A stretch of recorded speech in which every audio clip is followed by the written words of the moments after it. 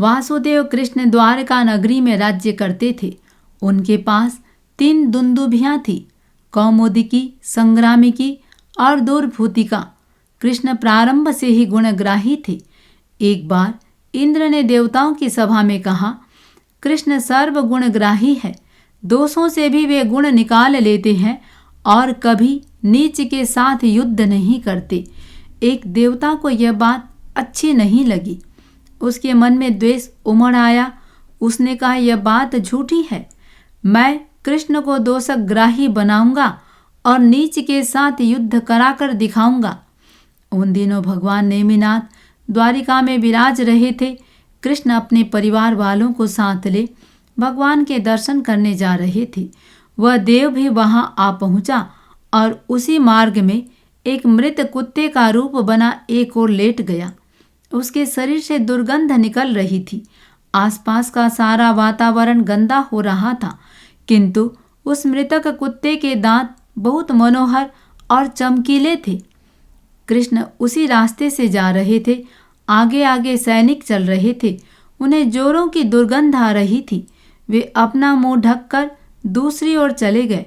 पीछे से श्री कृष्ण जी आए। उन्होंने इसका कारण पूछा। कारण मालूम होने पर भी वे उसी मार्ग से चले और कुत्ते के शव के पास आ पहुँचे। उन्होंने अपना मुंह नहीं मोड़ा। उन्होंने कहा, अहो, कुत्ते के दांत कितने सुंदर हैं। ये स्फटिक से उज्ज्वल दांत कितने शोभित हो रहे हैं। इतने दुर्गंधमय वातावरण में भी कृष्ण ने गुणों की प्रशंसा की। देवता यह सुन अवाक रह गया। उसने सोचा, कृष्ण को दोषग्राही बनाना सहज नहीं है। कृष्ण जी आगे बढ़ गए।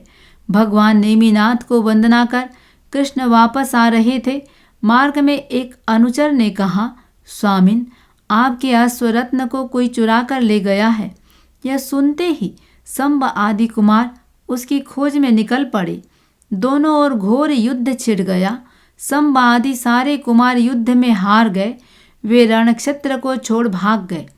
तब स्वयं कृष्ण जी वहां युद्ध करने उपस्थित हुए। उन्होंने अपने अश्वरत्न को चुरा कर ले जाने वाले चोर को देख लिया। उसे ललकारते हुए पूछा, तुम अश्व को चुराकर क्यों ले जा रहे हो? विद्याधर रूपधारी देवता ने कहा, यह मेरी इच्छा है।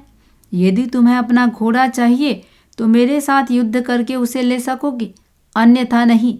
कृष्ण ने कहा, युद्ध अवश्य किया जा सकेगा। तुम किस जाति के हो? उसने कहा, मैं चांडाल हूँ। कृष्ण ने कहा, मैं नीच जाति के व्यक्तियों के साथ युद्ध नहीं करना चाहता। तुम अश्व ले जाओ, मैं तुमसे हारा यही समझ लो। परीक्षा हो चुकी थी। देवता ने अपना मूल रूप प्रकट किया और कृष्ण से कहा, आप वास्तव में महान हैं। इंद्र ने जो प्रशंसा की थी वह यथार्थ है। आप मुझसे कुछ वरदान मांगे। वासुदेव कृष्ण ने कहा, आप मुझे अशिवोपशमनी नाम की भेरी दीजिए। जहाँ यह भेरी बजाई जाती है और जहाँ जहाँ उसका शब्द सुनाई देता है, वहाँ 6 मास तक कोई नया रोग उत्पन्न नहीं होता और प्रचलित रोग शीघ्र नष्ट हो जाते हैं।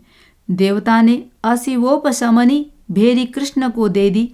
वह भेरी 6ठे महीने बजाई जाती। जहाँ कहीं इसका शब्द सुनाई देता, पुराने रोग नष्ट हो जाते और नवीन रोग 6 महीने तक उत्पन्न नहीं होते। प्रति 6 मास यही क्रम जारी रहता। एक बार एक धनवान सेठ द्वारिका में आया। वह मस्तक की वेदना से बहुत पीड़ित था। उसने वैद्यों से इसका इलाज पूछा। वैद्यों ने कहा, यदि गोशीर्ष चंदन का सिर पर लेप किया जाए तो शीघ्र ही आराम हो सकता है। सेठ ने चंदन की तलाश की, किंतु वह कहीं भी नहीं मिला। अंत में उसे पता लगा कि अशिवोपशमनी भेरी गोशीर्ष चंदन की बनी हुई है। वह अपनी वेदना से घबरा उठा। ज्यों त्यों वह उस व्यक्ति के पास पहुंचा जिसके संरक्षण में यह भेरी थी। उसे कुछ लालच दिखाया, किंतु वह नहीं माना। आखिर वह विशेष लालच के आगे झुक गया। भेरी तोड़ एक टुकड़ा सेठ को दे दिया। भेरी खंडित हो गई। वासुदेव कृष्ण को इस बात की खबर नहीं पड़ी। 6 मास पूरे हुए। भेरी बजाने का काल नजदीक आया। भेरी खंडित हो चुकी थी। इससे पहले कि आवाज़ निकली ही नहीं, लोगों के रोग बढ़ने लगे। कृष्ण के कानों तक यह बात पहुंची। उन्होंने भेरी की जांच करवाई, वह टूट चुकी थी। कृष्ण ने संरक्षक को बहुत उपालंब देकर हटा दिया। वासुदेव कृष्ण ने तेली की तपस्या कर देव की आराधना की। देव प्रकट हुआ, उससे दूसरी भेरी मांगी। देवता ने भेरी दी। कृष्ण ने दूसरा भेरीपाल नियुक्त किया।